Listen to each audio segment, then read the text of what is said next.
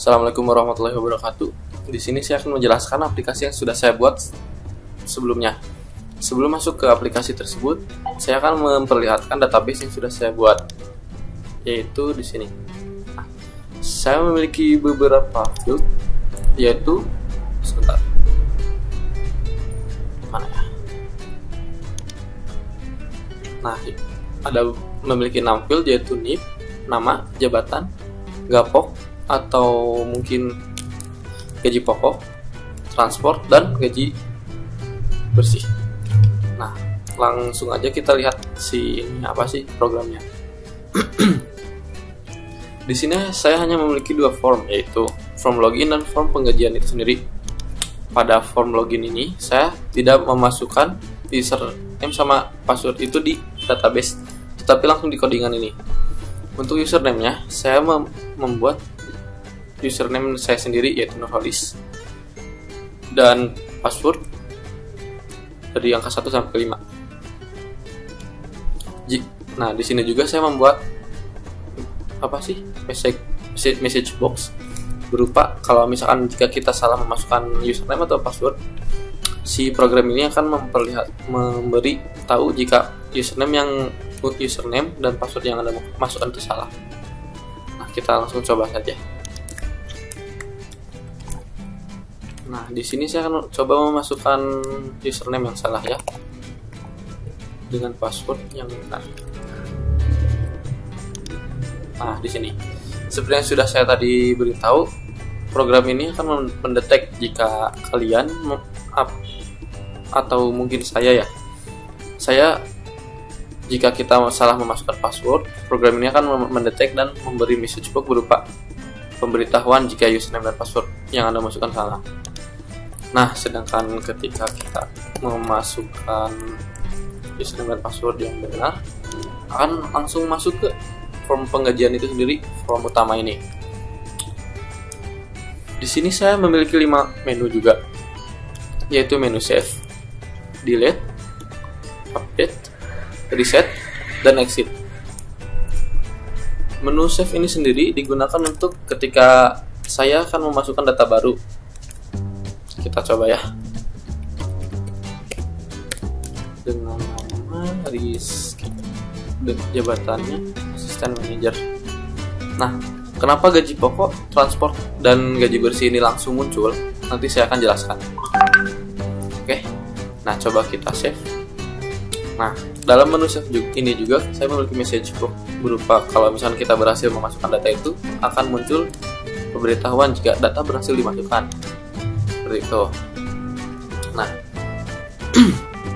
di sini setelah menu save, kita langsung lanjut ke menu delete atau menu hapus. Menu hapus ini sendiri berfungsi untuk menghapus data yang ada di sini. Misalnya kita akan menghapus data yang bernama Cup dengan jabatan sebagai staf keuangan dengan NIP yang tertera di sini. Kita langsung hapus saja. Nah, sebelum langsung terhapus, program ini akan memperlihatkan lagi berupa message box tentang konfirmasinya apakah Anda benar-benar yakin akan menghapus data ini atau tidak. Jika memang sudah yakin, kita klik OK aja, maka data itu akan berhasil dihapus. Nah, seperti itu. Untuk menu selanjutnya yaitu menu update. Di sini saya akan mencoba mengganti jabatan dengan data yang atas nama Rina Kristina. Di sini saya akan mencoba mengganti jabatan ini dengan menjadi asisten manajer, lalu klik update.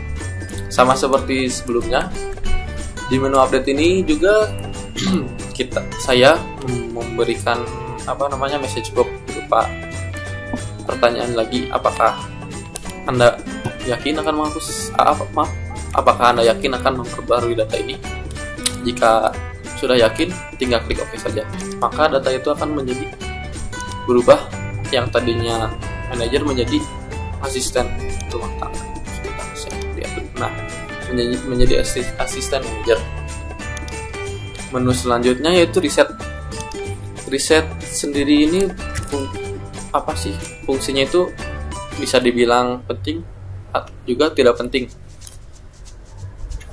Pentingnya seperti apa? Misalkan nih, kita akan memasukkan data baru di atas data yang sudah kita update tadi di Christina ini.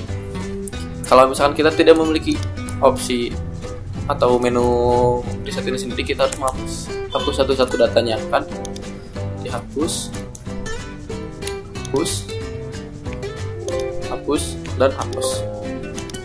Nah, sedangkan karena adanya button reset ini, kita hanya perlu mengklik ini saja, maka semua akan terreset seperti itu. Selanjutnya yaitu menu exit. Siapa yang tidak tahu, itu menu exit. Menu exit ini digunakan untuk ketika kita sudah selesai mengedit atau menyimpan data baru ini, jika kita selesai, kita langsung exit saja, maka program ini akan keluar sendiri. Langsung kita coba cek dulu ya source code-nya dari form penggajian ini sendiri. Nah, di sini terlihat public form penggajian, dan field ini mengikuti yang sudah kita buat tadi di database. Cuman bedanya di sini gaji pokok dan gaji bersih. Kalau misalkan di database tadi kita cuma gapok dan gober, itu supaya kita lebih gampang mengingatnya gitu. Nah, di sini ada get data. Get data ini berfungsi untuk mengambil data yang sudah kita buat dari database tersebut. Ini untuk untuk codingannya. Sini tertera select bintang from tabel gaji, yang artinya pilih dari tabel gaji yang ada di database tadi. Nah, ini untuk penggunaan fieldnya kita menggunakan array, yaitu array seperti ini. Nah, gitu. Nah, ini load data dan load gaji.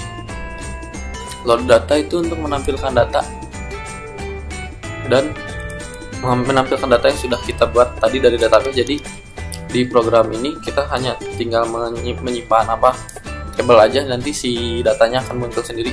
Jadi dipanggil dari sini oleh codingan ini seperti ini. Begitu juga dengan gaji.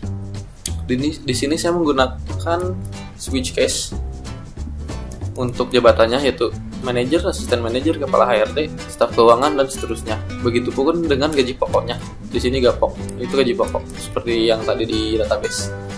Untuk manajer ini kita kasih, misalnya kita kasih gaji sebesar 5 juta, asisten manajer 4.500.000, kepala HRD 4 juta, dan seterusnya.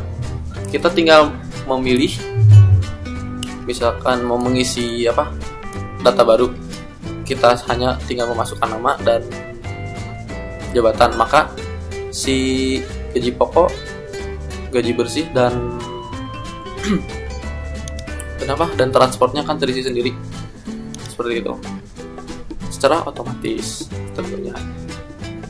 Nah, tadi saya akan menjelaskan kenapa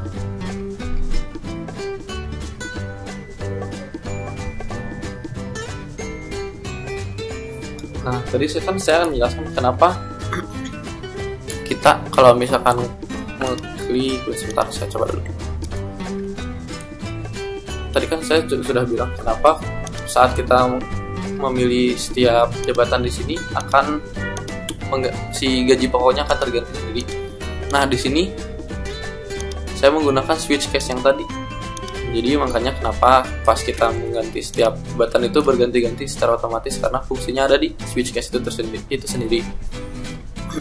Nah, untuk selanjutnya yaitu reset. Nah, ini cuma seperti ini codingannya, singkat. Nah, jadi menghilangkan si value yang ada di field tadi, jadi dikosongkan semua. Nah, seperti itu. Apalagi ya, paling mungkin cukup sampai di sini dulu saja yang bisa saya sampaikan. Untuk update selanjutnya saya akan upload lagi di hari berikutnya atau beberapa hari kemudian seperti itu. Nah, mungkin cukup sekian. Mohon maaf apabila ada kesalahan kata. Assalamualaikum warahmatullahi wabarakatuh.